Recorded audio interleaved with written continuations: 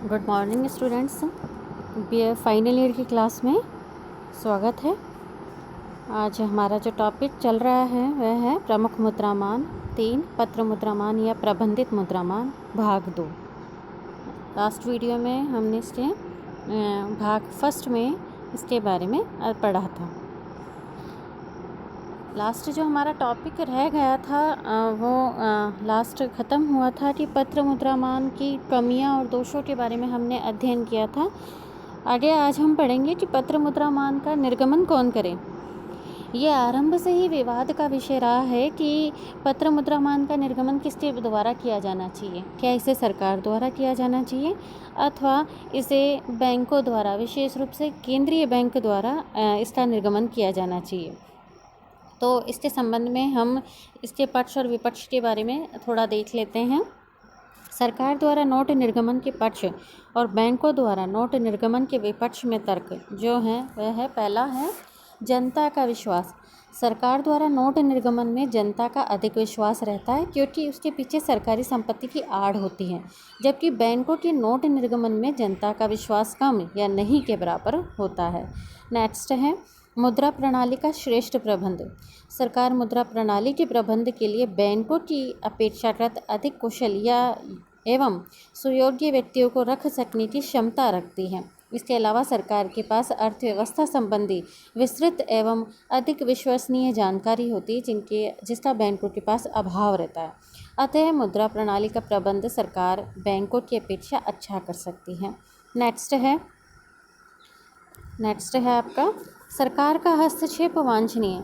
आज की जो सरकार है वह कल्याणकारी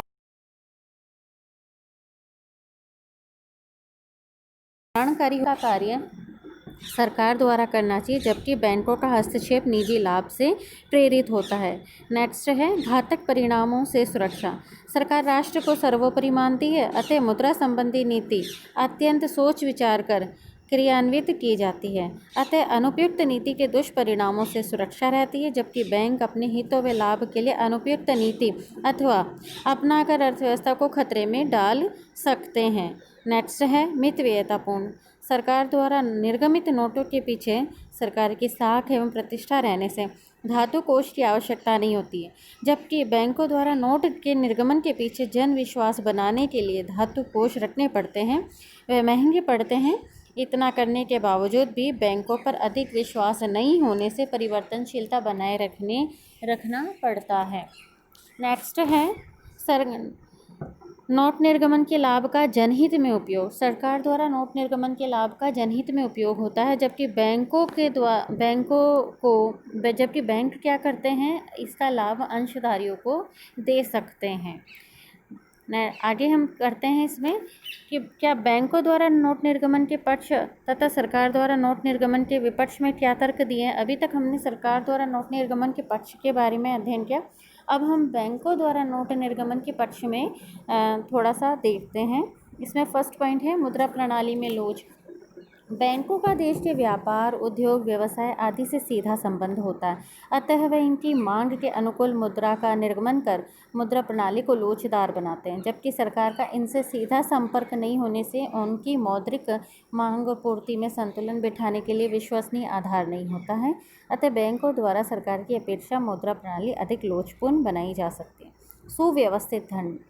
बैंक नियमों का पालन करते हुए निर्गमन का कार्य बहुत ही व्यवस्थित व अच्छे ढंग से करते हैं, जबकि सरकारी कार्यों में टाल मटोल, नीति संबंधी निर्णयों में विलंब और सामान्य अकुशलता होने से नोट निर्गमन के कार्य में अव्यवस्था हो जाती है। नेक्स्ट है मौद्रिक नीति संबंधी निर्णय विशुद्ध आर्थिक सिद्धांतों पर। बैंक मौद्रिक नीति निर्णय विशुद्ध आर्थिक सिद्धांतों के आधार पर समूचे राष्ट्र के हित में करने की चेष्टा करते हैं, जबकि सरकार राजनीतिक और वित्तीय आवश्यकताओं के अनुकूल निर्णय लेने में आर्थिक सिद्धांतों की अवहेलना कर सकती है, जो कि घातक सिद्ध हो सकता है। नेक्स्ट है नोट निर्गमन नियंत्रण के अंतर्गत जब बैंक नोटों का निर्गमन करे तो उस पर सरकार का नियंत्रण रहता है, अतः जनहित में कार्य करने को बाध्य किया जाता है। पर जब सरकार पत्र मुद्रा का निर्गमन करे तो उस पर किसी का नियंत्रण नहीं रहता, अतः ऐसी स्थिति में सरकार रक्षक की जगह भक्षक भी बन सकती है। ठीक है। नोट निर्गमन का लाभ। बैंकों द्वारा नोट निर्गमन पर होने वाले लाभ सामान्यतः सरकार ही लेकर जनहित में खर्च करती है। अतः जो कार्य सरकार करती है वही कार्य बैंक भी कर लेते हैं। बैंकों की सुव्यवस्थित ढंग से काम करने की नीति में लाभ अपेक्षाकृत अधिक होने पर ज़्यादा उपयुक्त रहेगा क्योंकि जन कल्याण पर खर्च के अधिक साधन उपलब्ध होंगे। अंत में जो निष्कर्ष निकलता है वह यह है कि बैंकों द्वारा नोट निर्गमन न तो समाजवादी सिद्धांतों का अतिक्रमण है, न सरकारी विभागों के प्रबंध की अपेक्षा अधिक कुशल एवं सुयोग्य व्यक्तियों द्वारा होता है जो वित्तीय एवं मौद्रिक नीति के विशेषज्ञ होते हैं। सरकार की अपेक्षा बैंकों का उद्योग व्यवसाय व्यापार आदि से अधिक प्रत्यक्ष संबंध होने से उनकी मुद्रा संबंधी मांग के विश्वसनीय आंकड़ों पर अधिक लोचपूर्ण मौद्रिक नीति अपनाई जा सकती है। सरकार राजनीतिक एवं वित्तीय उद्देश्यों से प्रेरित होकर मौद्रिक नीति अपनाती है, जबकि बैंक अपनी नीति विशुद्ध आर्थिक सिद्धांतों पर आधारित कर उपयुक्त मौद्रिक नीति व निर्णय अपना सकते हैं। अतः बैंकों द्वारा नोट निर्गमन होने पर मौद्रिक प्रणाली में लोच, आर्थिक औचित्य, सुव्यवस्थित क्रियान्वयन एवं सुरक्षा के गुण विद्यमान होने के साथ साथ सरकार द्वारा उन पर नियंत्रण होने से राष्ट्रीय हितों की रक्षा की जा सकती है। अतः ये कहना उपयुक्त होगा कि बैंकों द्वारा पत्र मुद्रा का निर्गमन होना चाहिए ताकि मुद्रा व्यवस्था वैज्ञानिक आधार पर संचालित हो सके। आगे हम देखते हैं एकल नोट निर्गमन प्रणाली व बहुल नोट निर्गमन प्रणाली। ये प्रश्न भी इसके साथ में उठता है कि अगर हम ये डिसाइड करते हैं कि पत्र मुद्रा का निर्गमन बैंकों द्वारा होना चाहिए तो ये भी प्रश्न उठना स्वाभाविक होता है कि क्या पत्र मुद्रा का निर्गमन एकल बैंक द्वारा होना चाहिए अथवा बहुल बैंक द्वारा होना चाहिए। जब नोट निर्गमन करने का अधिकार केवल एक ही बैंक को होता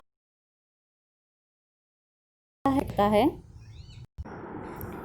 तो उसे एकल नोट निर्गमन प्रणाली कहते हैं, और जब एक से अधिक बैंक नोट निर्गमन का कार्य करे तो उसे बहुल नोट निर्गमन प्रणाली कहते हैं। तो हम ये देखते हैं कि क्या एक बैंक के द्वारा नोट का निर्गमन किया जाना चाहिए अथवा बहुत सारे बैंकों के द्वारा नोट का निर्गमन किया जाना चाहिए। अब बहुल निर्गमन प्रणाली के दोषों का हम इसके लिए अध्ययन करेंगे। इसमें है पहला पॉइंट, एकरूपता का अभाव। जब बहुत सारे बैंकों द्वारा नोट निर्गमन का कार्य होता है तो बहुत अधिक संभावना होती है कि बैंक नोट की साइज, रंग, रूप, आकार आदि में विभिन्नता हो। ऐसी स्थिति में एकरूपता का अभाव होने से जालसाजी की संभावना बहुत अधिक हो जाती है। नेक्स्ट है नीतियों में समन्वय का अभाव। अनेक बैंकों द्वारा नोट निर्गमन होने से पारस्परिक समन्वय का अभाव होने से घातक प्रभाव पड़ सकते हैं और राष्ट्रीय हितों की उपेक्षा हो जाती है। नेक्स्ट है पारस्परिक प्रतिस्पर्धा एवं मुद्रास्फीति का भय। अनेक बैंकों द्वारा नोट निर्गमन होने से प्रतिस्पर्धा की संभावना बहुत अधिक हो जाएगी। ऐसी स्थिति में मुद्रास्फीति का भय भी बढ़ जाएगा। नेक्स्ट है सरकारी नियंत्रण में कठिनाई। चूँकि सरकारी नियंत्रण में कठिनाई की नोट निर्गमन का कार्य विकेंद्रित हो जाने से सरकार के लिए ये मुश्किल हो जाएगा कि वे सभी बैंकों के ऊपर कंट्रोल करें। नेक्स्ट है पत्र चलन निधि अमितव्ययी। प्रत्येक बैंक को जनता का विश्वास जमाने के लिए नोट निर्गमन के पीछे बहुमूल्य धातुओं का एक निश्चित कोष रखना पड़ता है। इन पर ब्याज की हानि होती है। नोटों की विभिन्नता और छोटे पैमाने पर नोट छापने का कार्य अमितव्ययता पूर्ण भी माना जाता है। नेक्स्ट है एक भी बैंक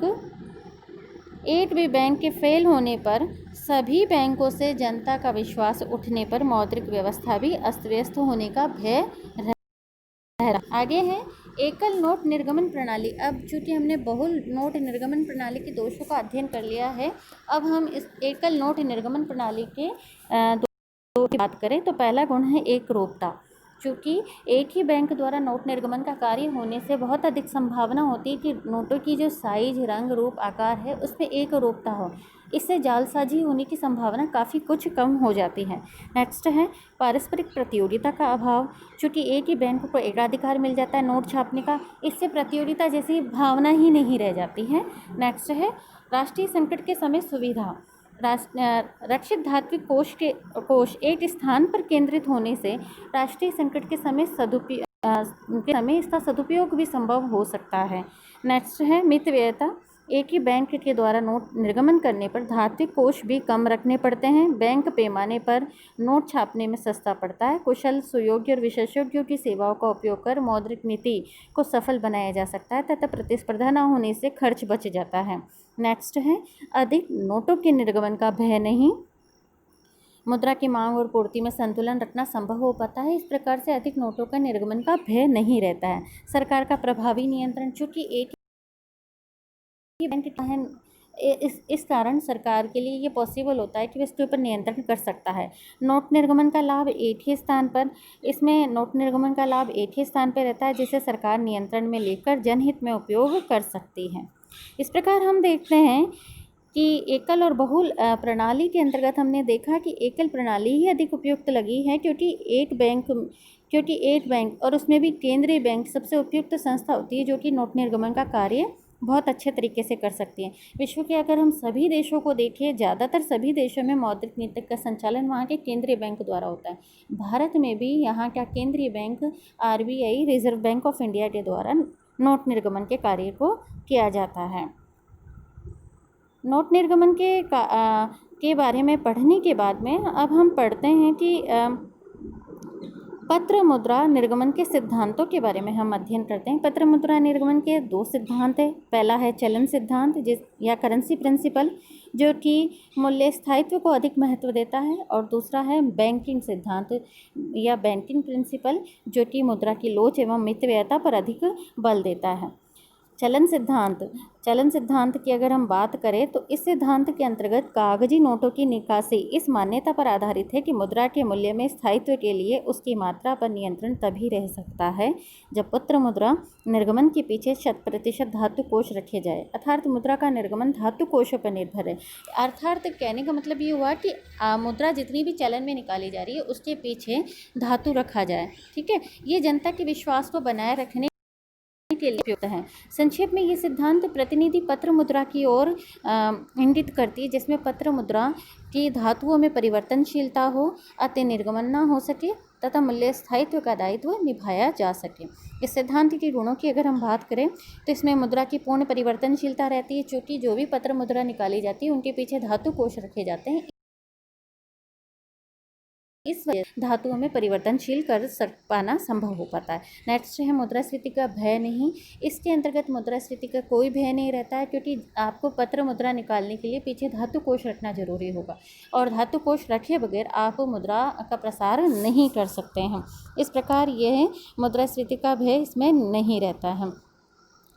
चूँकि हम इसमें देख चुके हैं कि अगर मान लीजिए देश में धातुओं का आयात होता है तो पत्र मुद्रा की मात्रा बढ़ जाएगी, और अगर देश में धातुओं का निर्यात होता है तो उस निर्यात के अकॉर्डिंग चूँकि धातु की मात्रा कम हो जाती है, ऐसी परिस्थिति में पत्र मुद्रा की मात्रा भी कम हो जाती है। ठीक है, नेक्स्ट है मूल्यों में स्थायित्व रहता है। आगे है जनता का इसमें विश्वास बना रहता है, क्योंकि जनता कभी भी पत्र मुद्रा को कन्वर्ट करवा सकती है धातु मुद्रा के अंतर्गत। नेक्स्ट है इसके दोष की अगर हम बात करें तो दोष में है लोच का अभाव, क्योंकि हम इसमें मुद्रा की मांग के अकॉर्डिंग मुद्रा की सप्लाई नहीं बढ़ा सकते हैं, क्योंकि हर बार सप्लाई बढ़ाने के लिए आपको धातु की मात्रा रखनी पड़ेगी। नेक्स्ट है अमितव्ययतापूर्ण, चूँकि इसके अंतर्गत 100% धातु रखना, बहुमूल्य धातु रखना जरूरी होता है। धातुओं को रखने से चूँकि आपकी बहुमूल्य धातु क्या है, बेकार हो सकती है, उन पर ब्याज आने के साथ साथ प्रबंध का व्यय होता है। नेक्स्ट है साख की उपेक्षा। यह सिद्धांत आधुनिक साख की उपयोगिता और आवश्यकता की उपेक्षा करता है। नेक्स्ट है अव्यावहारिक व असामयिक।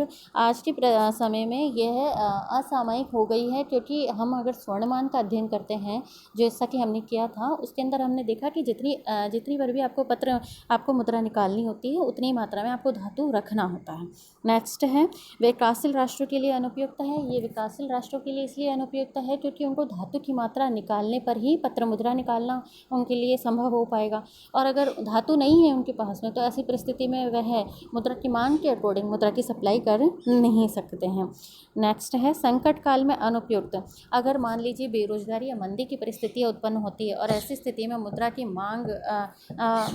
मांग और आर्थिक स्थायित्व को जरूरी है, तो ऐसी परिस्थिति में आप चूँकि अकॉर्डिंग मुद्रा की मांग के अकॉर्डिंग मुद्रा की पूर्ति नहीं बढ़ा पाएंगे, इस वजह से यह संकट काल में अनुपयुक्त सिद्ध होती है। नेक्स्ट अगर हम पढ़ते हैं इसके गुण दोषों के बाद में, अब हम देखते हैं बैंकिंग सिद्धांत। ये सिद्धांत इस तथ्य पर आधारित है कि मुद्रा निर्गमन व्यवस्था यथेष्ट लोचदार व मितव्ययतापूर्ण होने के साथ साथ सामयिक होनी चाहिए। ताकि अर्थव्यवस्था की मुद्रा संबंधी मांग सरलता से पूरी की जा सके। व्यवहारिक जीवन में मुद्रा में जनता का विश्वास धातु कोषों की परिवर्तनशीलता की क्षमता पर निर्भर नहीं करता, पर सरकार के आर्थिक नीतियों की सुदृढ़ता एवं राजनीतिक स्थिरता पर निर्भर करता है।